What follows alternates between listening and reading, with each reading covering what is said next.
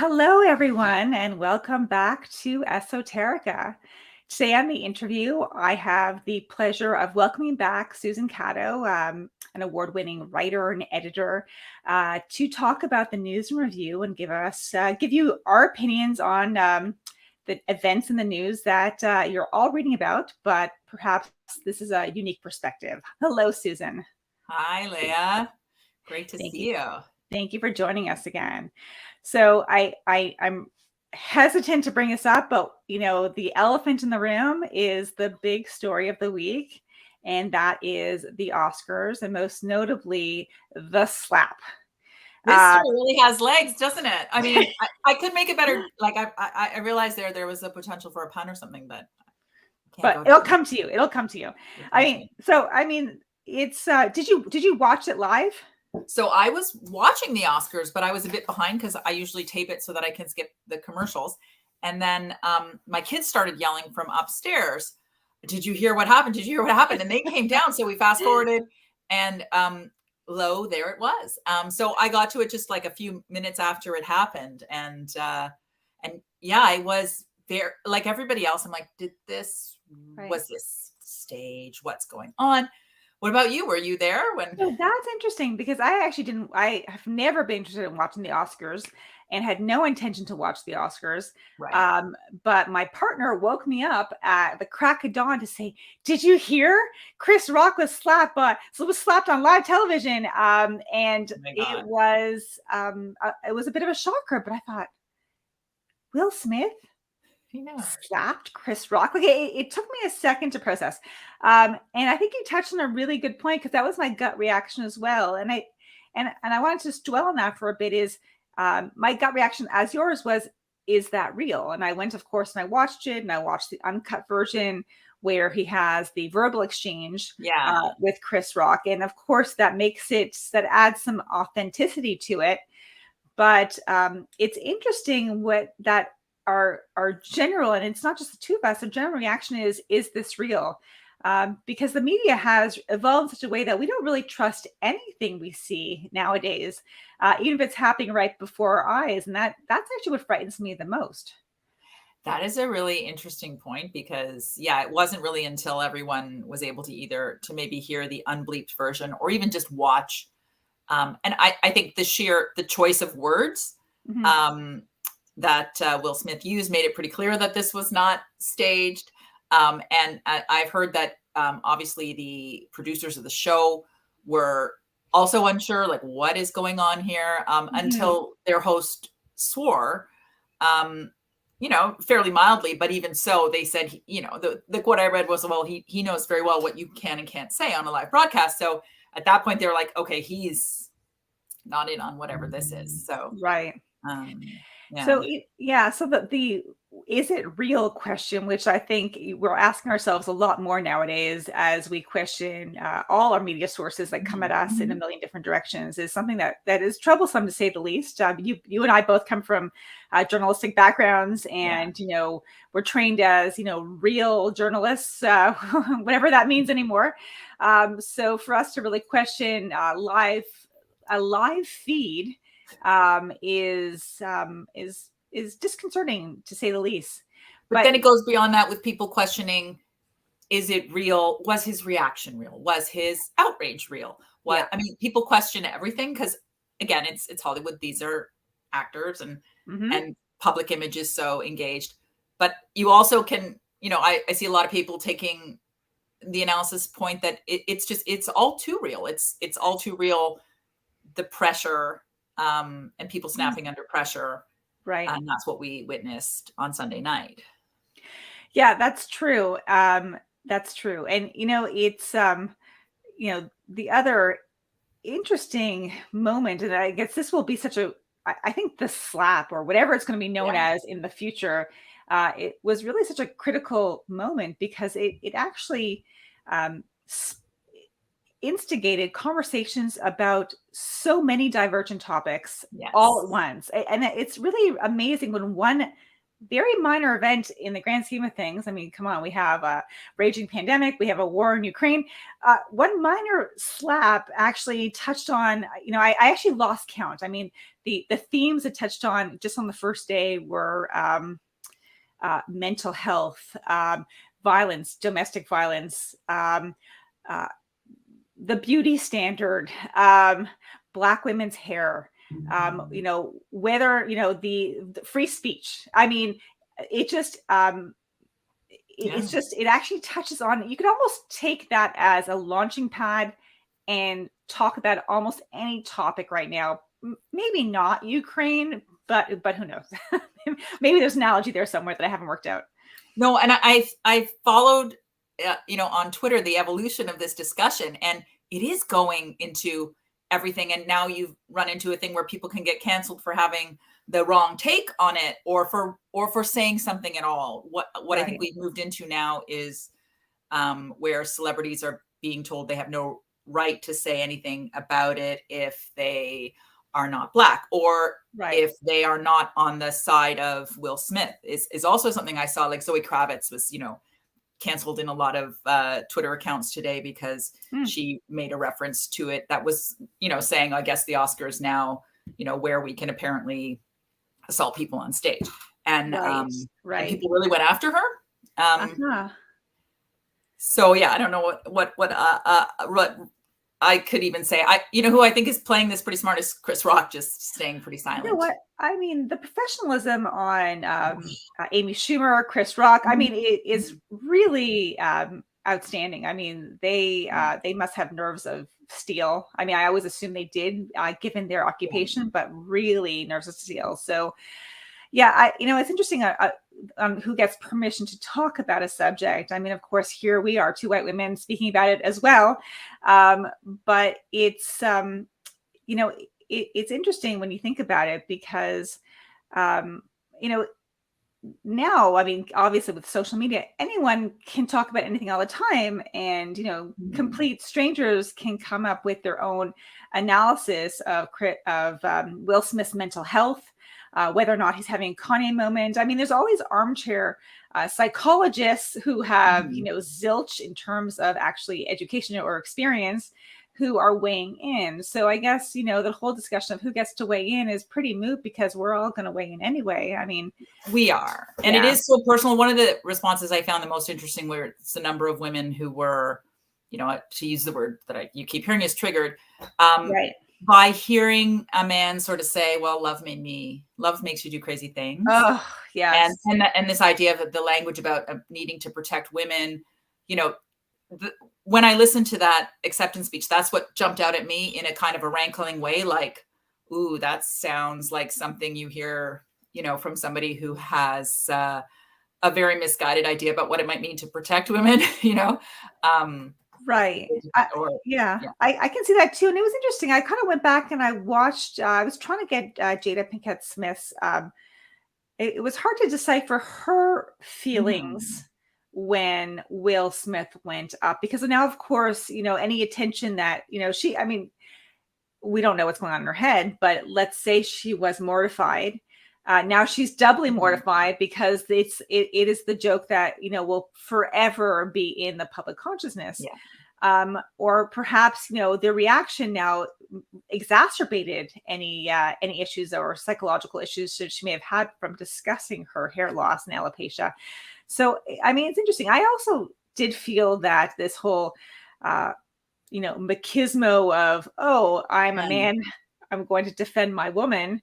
I guess it is, some people may like, it does seem really dated. I understand protecting the ones you love. I'm a mother, you're a mother. We would do anything for our children and kill for our families. But, it did kind of strike me as a weird, as an odd tone, given that it's been 5 years since Me Too. And that was also an Oscar event, really. And what's happened since then? Pretty much nothing, right? No. And, I'm joking here, but the real losers are the producers of the Academy Awards, because, they submit that for Emmys every single year. And who could do that with a straight face this year? And people work really hard on that show. And the award winners are the losers. People mentioned Questlove, but everyone who won an award was overshadowed that night.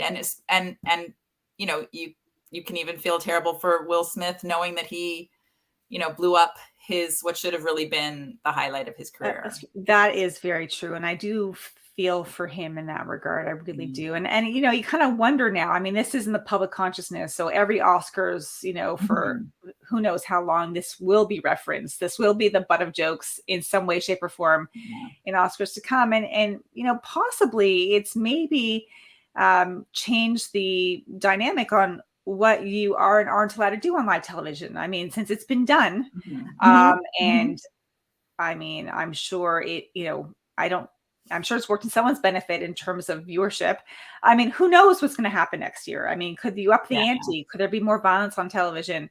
Could there be, on live television, could there be more violence against comedians? I mean, there's a lot to unpack and worry about in the future, but I definitely don't think we are going to stop talking about this for some time to come. No, we are not. And as you said, in a world with so much else going on, it is revealing that we are here talking about it. So true. Okay, so let's flip topics to some other to something else. So let's talk. I will acknowledge I actually went on my first holiday since COVID started. I went to Jamaica, and I got out of the cold climate here in Toronto and got on a plane. And my tour of Jamaica coincidentally overlap with the royal tour of the Commonwealth countries in the Caribbean. So you worked at Hello for many years. You were had a leadership role there for many years and covered the royals extensively. I mean, what is your thought on the royal visit? Well, it is interesting because, as you mentioned, Jamaica, I mean, it wasn't just some protesters. It was like the prime minister actually telling Prince William that the country was moving on, the country wanted to be independent. And this happened in other countries as well. And their first engagement was actually even canceled after protests. That was released. But, in some ways, just from a standpoint of the traditions of hosting a royal visit or just hosting in general, it was quite a, I don't want to say breach in royal protocol, but it certainly wasn't something that the royals encounter every day. I mean, certainly royal visits to Canada have been marked by major protests, in Quebec in particular. And so it's not unprecedented, but it was pretty steady throughout the whole tour. And it did really overshadow this. And we can see Prince William actually went to the length of making a statement after the tour, talking about this as being, food for thought and something that was going to, really be taken into consideration by the family going forward. So, do you think royal visits are going? I mean, just like the slap may change the Oscars, do you think this, the reception that the royals like William and Kate received in Jamaica and in I can't remember a few other countries, do you think they do you think they'll engage in these kinds of visits again? I think they'll become less common because you do have the two issues are linked to me because of the way that we now are so that celebrity has been deglamorized in such a dramatic form through social media, stars addressing people directly, through television, through, gossip magazines. The glamour aspect of it is gone and the gloves are off. So you would have to ask, like, what's in it for them to do these tours? There are always going to be people that are really happy to see them. But where it's going to rankle is the idea that this isn't something official. This is something that taxpayer dollars are going towards. This is something that has some built-in hypocrisy, some built-in historical wrongs that are not necessarily being addressed. So yeah, I do think that they will become more contentious as time goes by. And the fact that they used to kind of play such an important role, in making in the Commonwealth and making countries pull together to support the monarchy, we just don't, like everything else, that the audience has fractured. Right. So we just don't have that, kind of critical mass of people supporting the royals that there used to be. So you do hear more of this dissent. Yeah, I mean, it's interesting. I mean,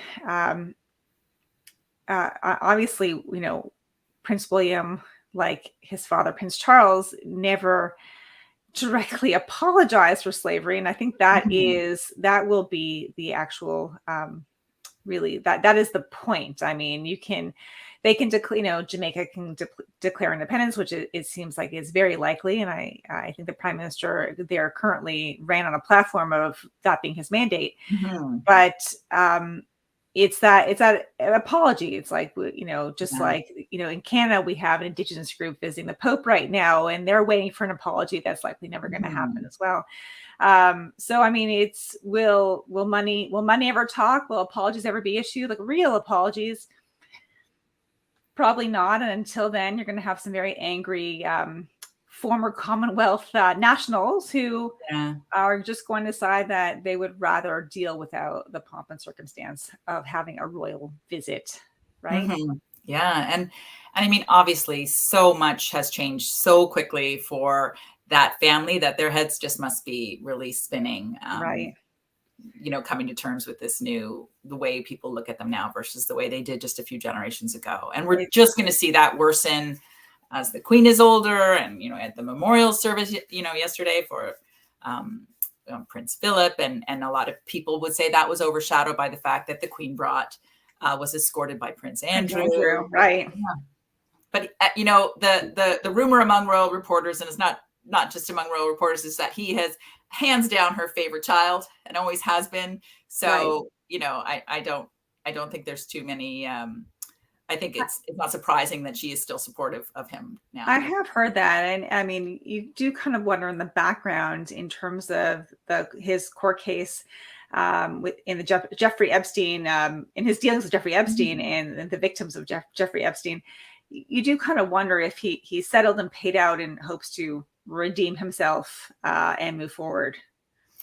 Yeah, I'm sure he probably does. I don't think he'll be given the chance to do that by others within the royal family. The Queen may have that intention, but I think at this point it's largely Prince Charles who is going to be making a lot of the decisions going forward. And all accounts seem to indicate that he's not interested in having Prince Andrew play that role. We're going to see that family get smaller and smaller, in the number of people that they're actually sending out to represent themselves with Prince Harry and Meghan gone. It's just going to be,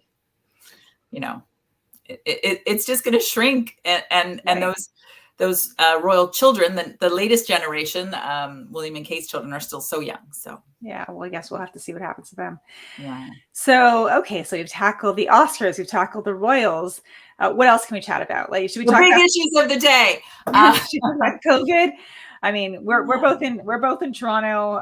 Yes. We just in Ontario. I mean, restrictions. I just came back, to a brand new world of restrictions being lifted here, which was a shocker. And traveling as Torontonians, where we've been under kind of severe lockdown on and off for the good chunk of the pandemic, was a surreal experience. It was very strange to be in close quarters with hundreds and thousands of people at airports.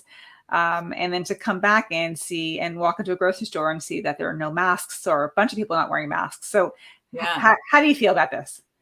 I was really taken aback. I went to the Eaton Center and I noticed that the majority of people were wearing masks. And I didn't notice people not wearing masks until I started noticing people who had them kind of hanging down. Right. And then when you went into stores, pretty much people were. But that was the first week, like the first few days. And I'd be curious now to see if that is really changing. There's a lot of COVID around. I'm hearing more and more anecdotally about people with COVID cases, and especially in the schools, but also like, the parents of my kids' friends. And I went to a small dinner party and we all tested beforehand because there was just that concern, like it's around. Right. I don't think people are feeling too confident or great about it, but again, maybe it's one less thing to worry about. If you have forgotten your mask, you don't have to panic, I guess. But. Right. I suppose it is a bit of a surreal experience. And I know we all want to be done with this, but are we done with it is the question.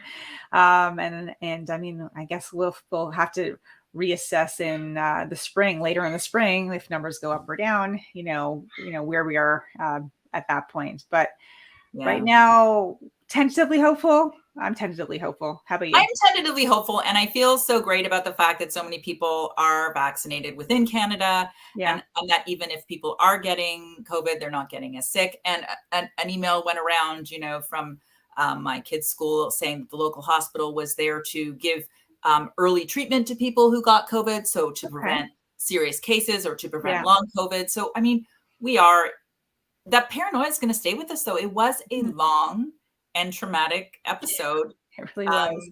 In our lives and in our kids' lives, of course, because it took up such a large proportion of their lives. It's going to take a long time for us to adjust, even if COVID really does kind of dwindle away into something where we don't have to worry about. Right. I agree. But, let's just not go crazy yet. My advice to everybody, just wear your mask. No, I know someone who got in an Uber with the driver wasn't wearing a mask, and he said, are you going to put a mask on? The guy said, nope. And so this person just said, well, then I'm not driving with you. And Uber just, their response was, well, we'll make sure you don't get that driver again. And, were they charged for they initially were charged. So they wrote to Uber at that point and said, this is why. So the charge was reversed. But I think this person wanted to hear that the driver was going to maybe be spoken to, but it was just like, but again, some of this is automated. I've heard of people getting that automated response from Uber when they've complained about something like much more dramatic, like a driver, taking a woman into like an underground parking garage or something and not letting her out of the car. Like, right. I read about a case like that last week. So probably automated. And then maybe they follow up later with a more personalized approach. Right. But it's going to be a while before we know how to quote unquote get it right,